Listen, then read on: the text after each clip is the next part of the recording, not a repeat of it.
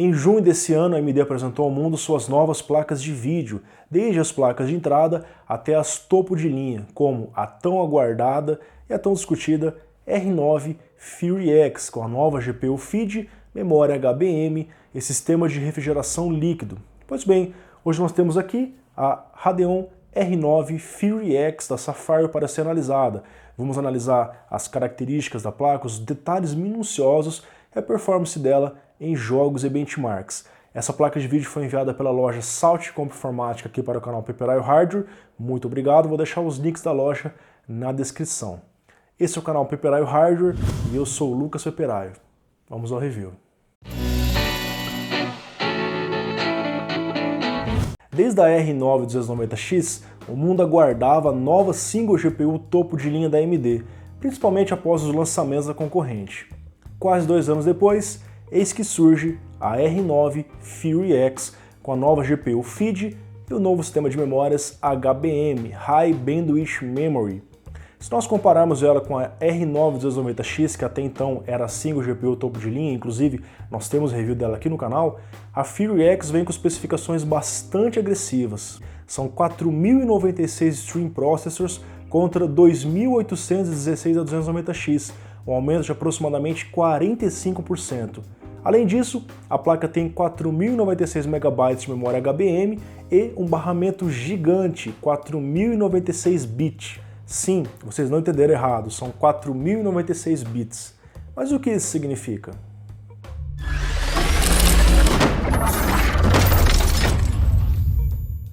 A AMD introduziu pela primeira vez o sistema de memória HBM, que vem para substituir o GDDR5.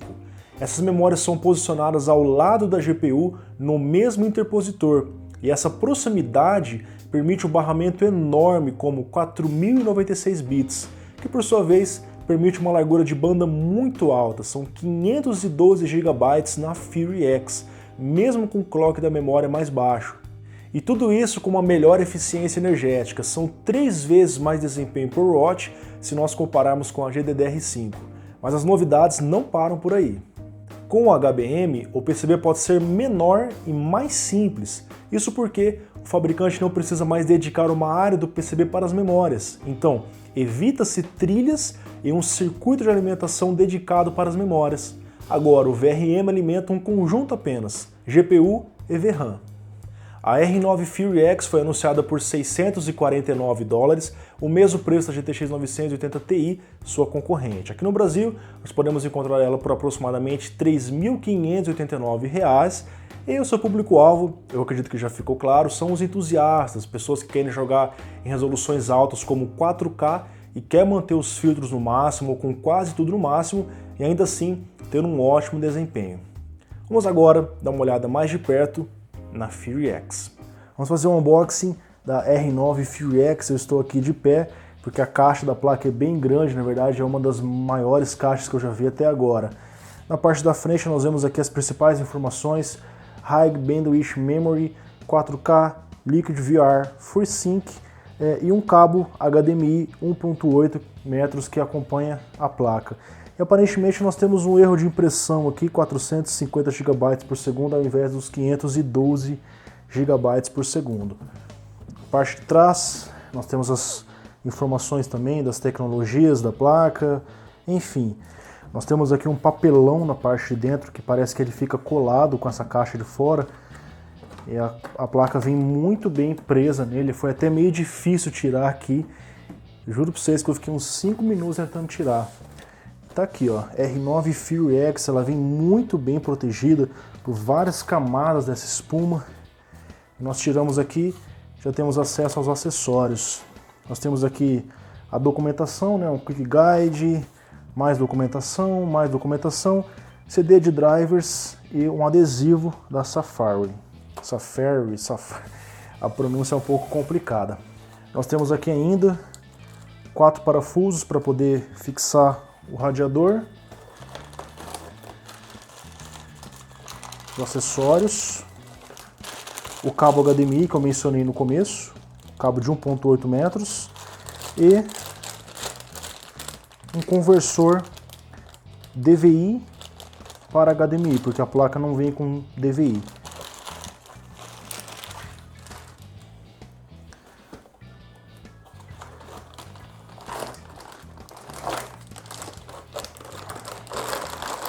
E aqui está a nossa criança. Essa é a R9 Fury X da Sapphire. Lembrando que todos os modelos da Fury X seguem esse design referência da AMD. Então da ASUS, Gigabyte, vai ser a mesma coisa. Aqui nós temos a logo Sapphire escrito aqui. Aparentemente nós temos um adesivo, não sei se isso aqui é um plástico colado ou um adesivo, mas o modelo referência trazia uma aparência emborrachada aqui na parte da frente.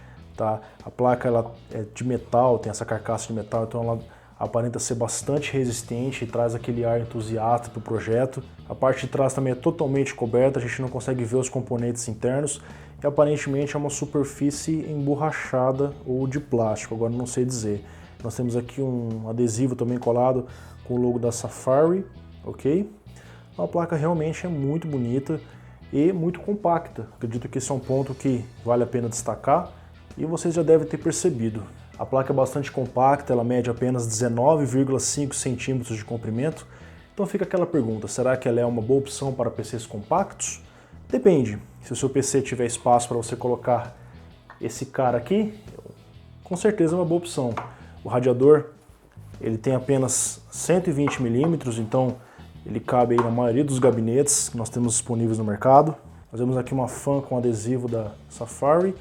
Ele não é muito espesso não, tem apenas 4 centímetros de espessura, somando com a fan que nós temos aqui, 65 milímetros de espessura. Então ele é indicado para você colocar aí na parte de cima, né, do gabinete, naquela saída de ar traseira, que tem suporte para fãs de 12 e 14 milímetros. Então para gabinetes comuns vai ser uma boa opção, você vai posicionar a placa de vídeo embaixo e esse radiador na parte de cima.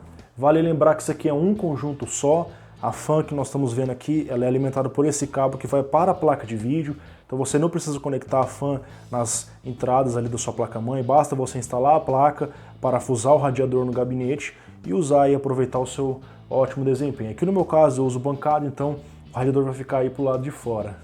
Na parte de cima da placa nós temos os dois conectores de energia de 8 pinos, que em conjunto com o slot PCI Express fornece até 375 watts de potência para a placa. Como o TDP típico dela é de 275 watts, então nós temos uma margem de 100 watts ainda nessa placa. E próximo aos conectores de energia nós vemos aqui um sistema de LEDs que indicam a carga de trabalho da placa. Se a placa está ociosa na área de trabalho, você está ali só navegando na internet, apenas um LED acende. Agora, se você entra num jogo mais pesado, a placa passa a ser mais exigida, todos esses LEDs vão ser acesos, indicando justamente que a placa está agora em trabalho. Então o usuário que tem um gabinete com uma janela de acrílico, ou ele usa com a tampa aberta, ou no meu caso aqui que uso bancada, isso é uma forma interessante de indicar o quanto a placa está sendo exigida. Um detalhe que poucas pessoas conhecem, a gente pode trocar a cor vermelha para azul. Basta nós fazermos a alteração nesse pequeno switchzinho que fica escondido aqui na parte de trás. Então dá para a gente usar a cor azul ou a cor vermelha. A logo Radeon ou Radeon, como vocês preferirem, ela também acende no LED vermelho, como não poderia deixar de ser diferente. E aqui em cima nós vemos ainda um pequeno switch para alternar entre as duas BIOS disponíveis na placa. Porém, não é como a 290X que tinha o modo Uber e Quiet. Essas duas BIOS são iguais, apenas por caso do usuário precisar de uma cópia. O usuário fez aí um BIOS mod, por exemplo, e ele precisa de uma cópia da BIOS para poder fazer a placa voltar a funcionar. Então, caso uma falhe, você ainda tem a outra BIOS disponível. Mais ao lado nós vemos que a placa não tem aquela conexão para Crossfire, porém a placa faz o Crossfire diretamente pelo PCI Express, sem necessidade de ponte externa, assim como sua antecessora R9 290X. Aqui na parte de trás da placa nós vemos que ela é uma solução dual slot, ela vem com a logo Radeon escrito aqui, e nós vemos 3 DisplayPort 1.2A que permite o FreeSync e o 4K a 60 Hz, e nós vemos aqui um HDMI 1.4A que permite o 4K a 30 Hz. A AMD decidiu não utilizar a DVI e nem HDMI 2.0. A Fury X vem recheada de tecnologias by AMD. E uma delas, que inclusive é novidade na nova série, é o FRTC, ou de uma forma mais simples, controle de taxa de quadros. Com esse recurso, o usuário pode configurar através do driver um limite máximo de quadros por segundo, especialmente útil em casos onde a GPU é muito poderosa para o jogo em questão, e o jogo já está rodando a muitos quadros por segundo. Limitando os FPS, a GPU pode operar em uma temperatura menor e ao mesmo tempo consumindo menos energia. Outro recurso que está presente não só na Fury X, mas em todas as placas da série 300 é o VSR, Virtual Super Resolution. Com ele podemos configurar resoluções maiores que a resolução nativa do monitor, por exemplo, 4K, e assim aumentar a qualidade visual da imagem com o custo de performance da resolução renderizada. Além disso, a Fury X conta com a tecnologia AMD Liquid VR, uma iniciativa para tornar a realidade virtual mais confortável e realista possível. As outras várias tecnologias que já são encontradas em outras placas da AMD também estão presentes aqui, como o FreeSync, que em conjunto com o monitor compatível, elimina os problemas visuais e de performance como o stuttering e o tearing, ao sincronizar o ritmo de quadros que a placa processa com o ritmo de atualização do monitor. Além de recursos inteligentes de gerenciamento de energia, como o PowerTun e Zero Core Power, que fornece aumento de desempenho quando o usuário precisa de mais performance e economia de energia em momentos oportunos. E claro, a R9 Fury X é compatível com as várias APIs disponíveis no mercado, como OpenGL 4.5, Mental, Vulkan e o DirectX 12, que é o assunto do momento. Essa placa traz o suporte nativo ao DirectX 12, inclusive a AMD aponta o DirectX 12 como uma carta na manga para suas placas com arquitetura GCN. Isso nós vamos testar muito em breve. Vamos agora aos testes preliminares de desempenho da R9 Fury X.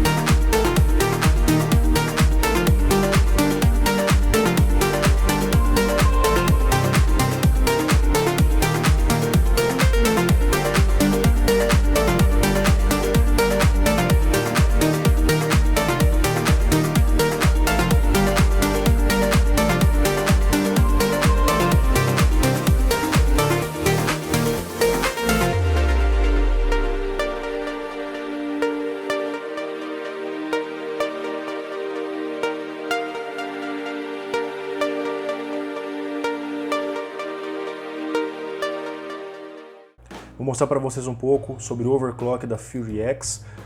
Por vias oficiais, a gente não consegue alterar o clock da memória e a tensão da placa, apenas se a gente marca essa opção aqui do Afterburner para estender os limites, aí a gente consegue fazer a alteração do clock da memória. E uma pequena alteração aqui, o máximo que eu consegui chegar foi 570 na memória.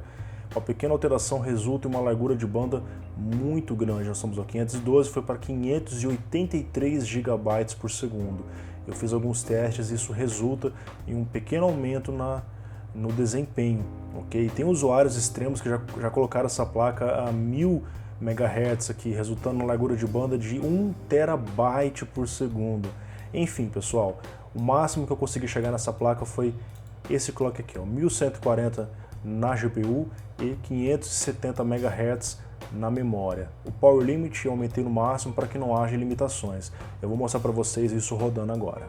Tá aí, pessoal, a Fury X rodando com bastante estabilidade em 1140 MHz e no clock da memória 570 MHz. Ela pode um pouco além disso, só que aí já aparecem artefatos, enfim. Então eu faço o teste com a placa perfeitamente estável. certo? A temperatura da GPU já está um pouquinho elevada, é óbvio, já estão há um certo tempo rodando esse teste. E tá aí, pessoal, 1140 MHz, 570 MHz na memória.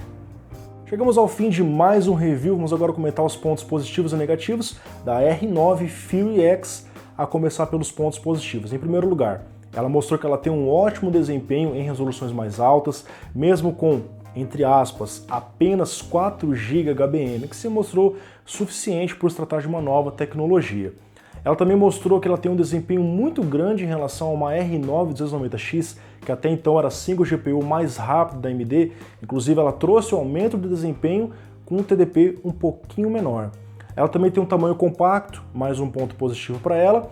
Ela opera numa temperatura muito baixa, mesmo que você fique jogando por um bom tempo, isso graças ao sistema de refrigeração que a placa tem. E ela tem suporte às várias tecnologias como DirectX 12, FreeSync, enfim, que eu já comentei aí com vocês durante o review. E agora os pontos negativos.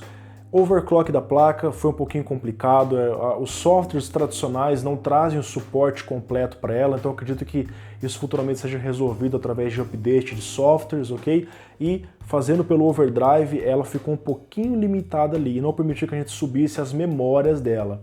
Outro ponto, pessoal, a placa não traz o HDMI 2.0, então o usuário que vai pegar essa placa para jogar em uma TV 4K, ele vai ter o problema porque ele vai ficar limitado ao 4K 30 Hz, já que o HDMI 1.4A só tem esse suporte e as TVs 4K geralmente não trazem DisplayPort. Então se o usuário quer jogar 4K 60 Hz, ele vai precisar usar obrigatoriamente o DisplayPort. E um ponto neutro que não se encaixa nem no ponto positivo nem no ponto negativo, a atual tecnologia da placa limita ela em apenas 4 GB de memória HBM, porém se mostrou suficiente nos jogos mesmo nas condições mais pesadas. Enfim, pessoal, a Fury X ela tem uma ótima performance, ela mostrou que ela vem para bater de frente com a GTX 980 Ti, ela também está custando ali um preço bem parecido em relação a ela, então ela tem um bom custo-benefício, uma boa opção para o usuário que quer uma placa forte para jogar em 4K, para jogar com os filtros no máximo ou com quase tudo no máximo e ao mesmo tempo com um sistema de refrigeração diferenciado, a placa trabalha numa temperatura muito boa mesmo após um bom tempo jogando, ok? E fiquem ligados porque aqui no canal, muito em breve nós teremos mais testes comparando a Fury X com a GTX 980 Ti da EVGA, que apesar de ser um modelo custom, as duas estão ali na mesma faixa de preço aqui no mercado brasileiro. Então se você gostou, deixa o seu like, deixa o seu comentário, sua sugestão de teste. Se você ainda não é inscrito, aproveite e clique agora para se inscrever no canal e assim você vai sempre estar atualizado com as novidades que rolam por aqui. Confira também a matéria completa no site peperaiohard.com.br, curta as fanpages Lucas Peperaio Blog e Peperaio Hard BR lá no Facebook. É isso, pessoal. Espero que tenham gostado. Um grande abraço. Até mais.